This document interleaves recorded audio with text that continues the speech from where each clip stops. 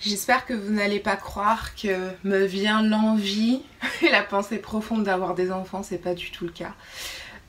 Cette vidéo je la tourne parce que je suis en période menstruelle et vous allez voir que ça prend tout son sens. Simplement parce que depuis que j'ai arrêté la pilule, c'est-à-dire il y a à peu près, honnêtement je pense 3 ans, je pense 3 ans, ouais. Mon corps, je redécouvre mon corps, je redécouvre mes menstrues et ça n'a plus rien à voir comparé au temps où je prenais la pilule. Là, j'ai vraiment toutes mes douleurs. J'ai toujours été quelqu'un qui a beaucoup souffert lors de mes règles, enfant et enfin ado quoi. Depuis que je prends plus la pilule, j'ai dû réaccepter, j'ai dû accueillir ces douleurs atroces. Et c'est vrai que ce mois-ci c'est particulier. Je sais pas s'il y a quelque chose qui s'enclenche du fait que j'approche de la trentaine ou simplement si c'est quelque chose de parfaitement naturel, mais je sens bien qu'il y a ce mois-ci quelque chose de spécial qui se passe à l'intérieur de mon corps. C'est très douloureux, mais c'est surtout très déstabilisant et chamboulant. Je me dis que si j'avais des obligations salariales ou autres, ce serait juste pas possible parce que clairement je suis HS. Ça a commencé hier, là on est 2e jour, donc moi j'ai des menstrues qui durent à peu près, mais là je suis en train de faire une vidéo sur les menstrues, sur les enfants, non, je m'éparpille.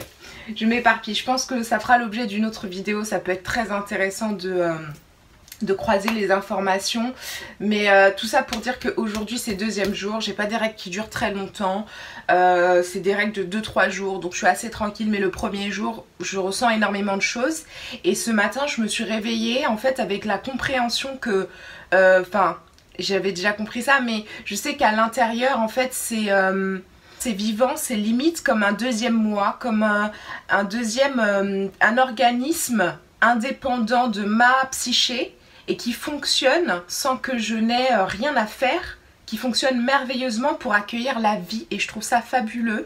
Donc j'ai lu un article sur mon application de menstru qui s'appelle Flow et qui est super cool. J'ai lu un article là-dessus par rapport à qu'est-ce que sont les menstrues en fait, qu'est-ce que c'est que les règles, c'est du sang, ok, mais quel sang? Et quand on prend conscience vraiment de ce que c'est super intéressant parce qu'on voit que la nature déjà est super bien faite, mais en plus, je sais pas, ça met comme une mini claque quand même où on se dit on y est en tant que femme, hein, il faut à un moment donné aborder ce sujet de la grossesse, de l'enfantement, de donner la vie, autrement que par un phénomène de société, aussi un phénomène de mode, mais vraiment ce truc de se détacher du fait de j'ai tel âge, ou alors je suis dans telle situation familiale, ou alors dans ma vie j'ai telle réussite, donc c'est le moment d'avoir un enfant. Ce truc là en fait c'est pas fait pour moi et donc du coup je me suis beaucoup questionnée ce matin en me réveillant. C'est surtout que j'avais tellement mal que c'était très difficile de dormir cette nuit, je suis très fatiguée. Du coup je vais faire cette vidéo là, j'espère que ça passera.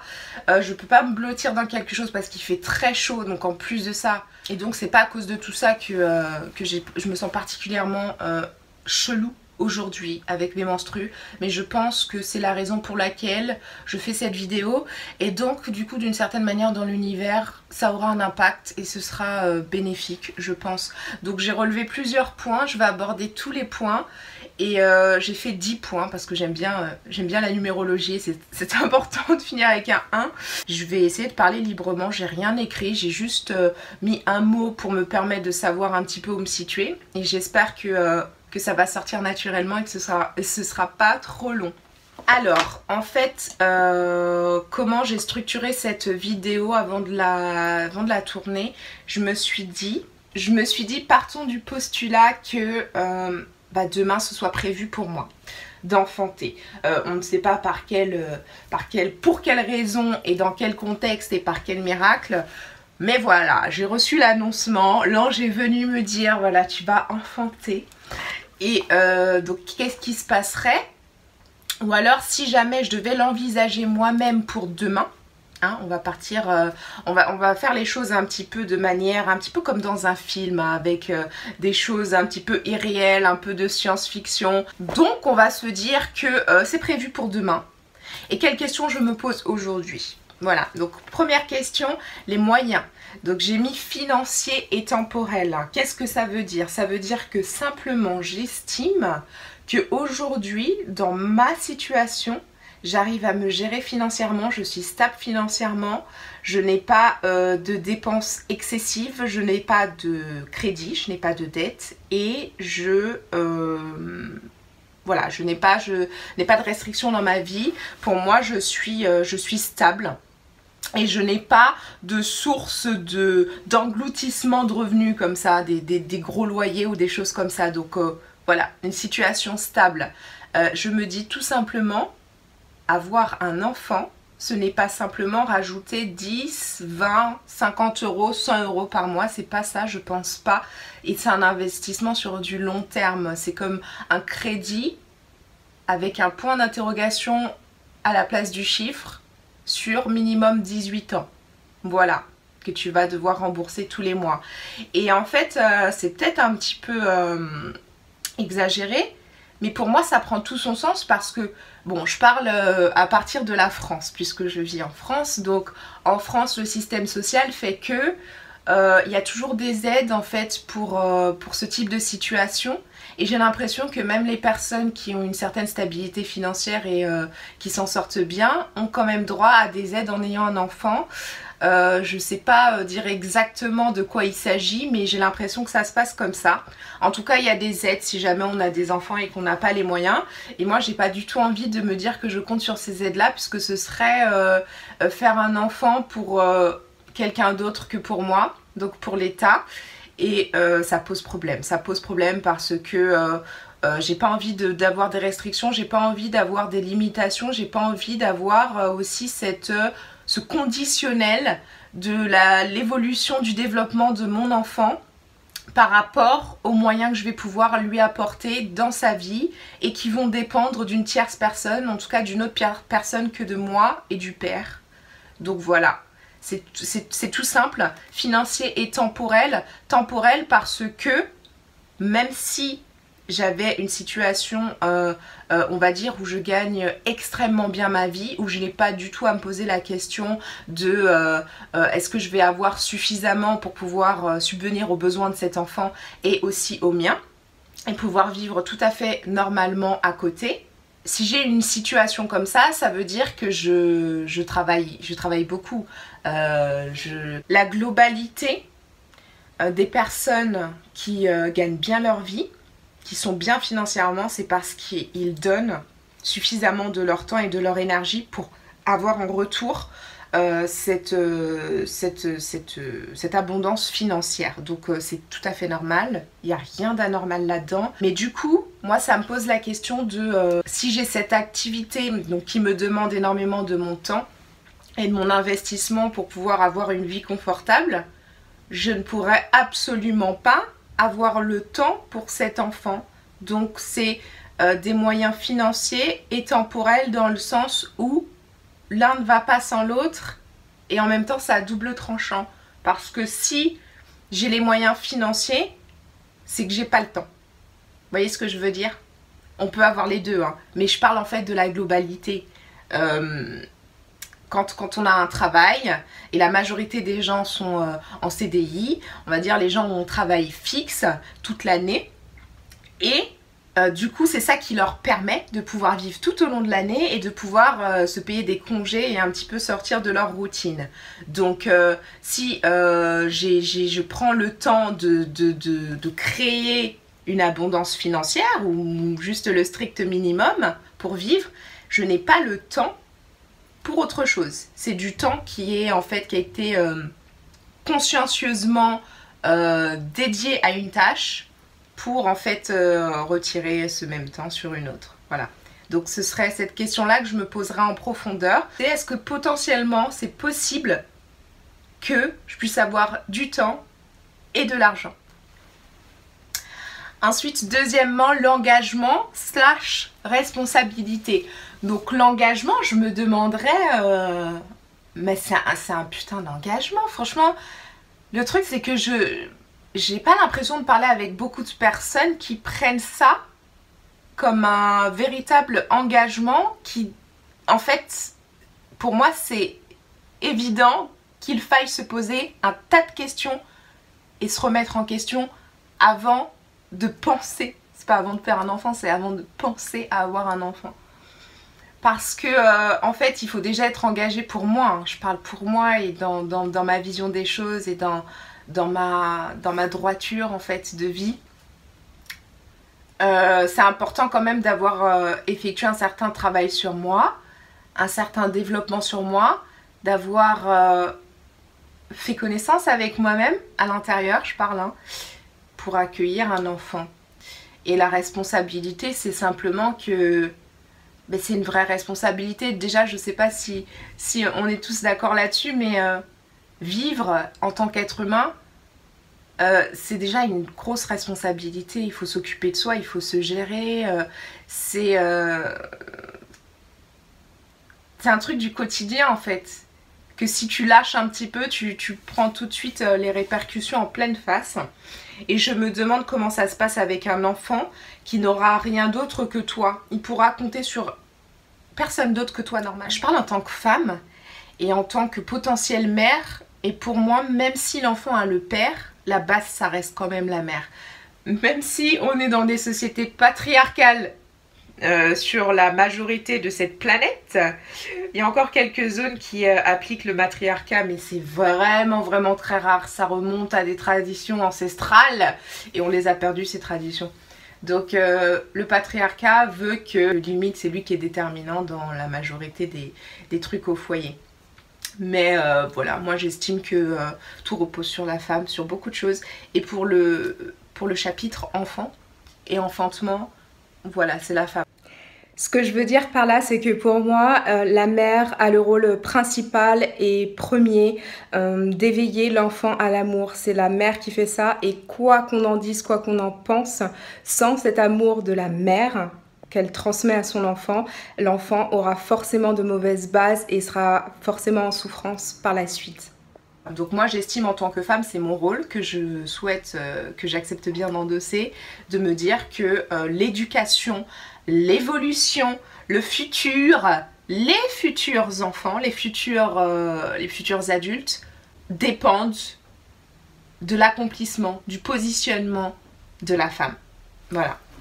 Donc ça fait que je me poserai énormément de questions sur, enfin pas énormément de questions, mais je me poserai les questions en profondeur sur l'engagement que je suis prête à acter et les responsabilités qui découleront.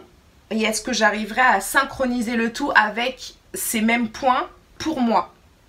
Voilà, vous comprenez je pense. Ensuite, troisième point, éducation et valeurs, c'est super important. Alors pour moi, éduquer, c'est une vulgarisation. Aujourd'hui, c'est une vulgarisation parce que tout le monde se dit éducateur. Chaque parent pense éduquer ses enfants et je crois que c'est faux en fait. Je pense qu'il y a beaucoup de manquements et que le mot juste pour ce processus serait l'élévation. C'est beau quand même, hein, l'élévation. Je pense qu'on élève des enfants. On les élève dans le sens où on leur permet de grandir à partir d'eux-mêmes, de s'élever mentalement, on peut dire carrément spirituellement, sans se perdre dans aucune religion et aucune croyance limitante, hein, mais simplement faire grandir sa foi intérieure, parce que déjà un enfant qui a foi en lui, qui croit en lui, ça va être un enfant qui va plus écouter sa voix intérieure, qu'on a tous, peu importe l'âge. Et les enfants en général, ils savent vraiment écouter leur voix intérieure, ils ne fonctionnent qu'avec ça, avec l'instinct. Et il faut préserver ça et leur permettre de toujours être en accord avec cette voix intérieure. Donc d'être le reflet, la résonance de son petit intérieur. Et l'élévation, c'est quelque chose de très très très important qui n'est pas suffisamment pris au sérieux. Pour moi, l'un des gros problèmes, c'est l'éducation nationale justement, parce que on dit qu'un parent doit éduquer ses enfants, mais jusqu'à preuve du contraire, dès les premiers mois de l'enfant, on le confie à une tierce personne, on peut même pas dire une personne, à une tierce entité. entité, soit une crèche, soit une assistante maternelle. C'est pour moi, ça n'a rien de... ça enlève le côté relationnel et ça enlève tout l'intérêt. Vraiment. Après, j'enlève en fait... je pars du postulat que personne n'a d'obligation, on est libre de faire ce qu'on veut, donc si jamais on vient me dire oui mais aujourd'hui quand tu travailles et ceci et cela tu dois reprendre, il y a des règles, bah justement ça pose ça pose la question du travail, est-ce que c'est normal de devoir être engagé comme ça, de ne pas avoir le choix, et qui plus est quand tu as un enfant en tant que mère, je dis pas pour le père, hein, non pas que le père n'ait pas son rôle, pas du tout, hein, mais la mère c'est quand même elle qui porte l'enfant, c'est quand même elle qui lui permet de croître, d'abord à l'intérieur d'elle et ensuite à l'extérieur, déjà de lui permettre de vivre tout simplement, c'est elle qui permet que tout puisse se passer normalement pour elle et pour l'enfant, donc évidemment que je vais la mettre en fait au premier rang, on va dire, je vais la mettre au premier rang, ça me semble normal. Du coup je sais plus ce que je disais, il faut que je retrouve. Donc du coup la mère pour moi devrait pas subir ça, encore moins que l'homme, vous voyez. Et je trouve déjà, est-ce que, enfin, ça c'est un sujet qui est très très vaste, ça prendrait énormément de temps, je pense, à s'attarder dessus. Mais en gros, ce que je veux dire, c'est que pour moi, c'est normal que, au minimum, moi j'ai toujours eu un chiffre qui me venait à la tête quand je parlais de ça, je disais, j'aimerais pouvoir m'autoriser les 3 premières années de mon enfant, j'aimerais pouvoir être libre de m'en occuper, d'être avec lui, de l'accompagner durant les 3 premières années de sa vie. C'est super important. Alors pour ce qui est école, crèche, etc., pour moi, de toute façon, l'éducation nationale, ça veut dire ce que ça veut dire. Ton rôle de parent, bon, vous n'êtes pas prêt à éduquer vos enfants, vous n'en êtes pas capable. Vous les confiez à des personnes qui sont attitrées et qui sont nommés pour ça, qui ont les qualifications soi-disant, et on va s'occuper de tout. On va s'occuper de sa culture, on va s'occuper de ses croyances, on va s'occuper de ses envies, on va s'occuper de la pression sociale qu'il va devoir faire naître en lui, on va s'occuper du fait qu'il va falloir qu'il se compare aux autres pour s'élever. C'est quand même assez opposé à ce que je disais précédemment sur l'élévation. Pour moi, l'élévation, elle vient de l'intérieur et pas de l'extérieur en se comparant à son voisin. Et pour moi, c'est à partir de là que toutes les névroses commencent, à partir de l'école. Je ne suis pas en train de dire que l'école est mauvaise et qu'il faut bannir l'école. Je ne suis pas en train de dire non plus que c'est une bonne chose. Je suis entre les deux. Pour moi, l'école, le point positif, c'est que ça permet une sociabilisation, ça permet de rencontrer des différentes personnes, ça permet de se confronter à des parts de nous qu'on ne voit pas ou des parts de nous qu'on ne veut pas voir, les zones d'ombre, les défauts qu'on va voir chez l'autre mais qu'on peut tout à fait retrouver chez nous, ça va nous confronter à tout ça, mais le système éducatif fait que on va toujours vouloir attendre de l'enfant qu'il se positionne comme étant le meilleur, qu'il ait la meilleure note, les meilleurs résultats, les meilleures appréciations, dans le but de plus tard qu'il puisse exécuter exactement la même chose en entreprise ou même dans sa vie privée et personnelle. Donc c'est super important. Déjà, il y a le premier truc pour moi, c'est non humain, c'est inhumain, c'est ça le mot, c'est inhumain d'enlever à quelques mois l'enfant. On n'enlève pas l'enfant, hein, c'est la mère hein, qui donne son consentement. Hein. Je sais que en France, bon, on va rester sur la France. En France, c'est structuré, il y a des règles, mais c'est une acceptation. Tu acceptes en fait de te plier à ces règles-là. Et moi, justement, l'un des points qui fait que je me pose vraiment la question sur est-ce que je ferais des enfants dans cette vie-là, c'est que l'éducation pour moi c'est le noyau du problème, même si en allant vivre dans un autre pays je serais régie à d'autres règles, mais quand même c'est un gros point puisque l'enfant on le prend tôt pour son éducation. Après il y a ceux qui vont me dire que c'est important pour la culture, mais je suis d'accord, mais en fait je trouve que dans le système qui est mis en place depuis je ne saurais dire combien d'années, franchement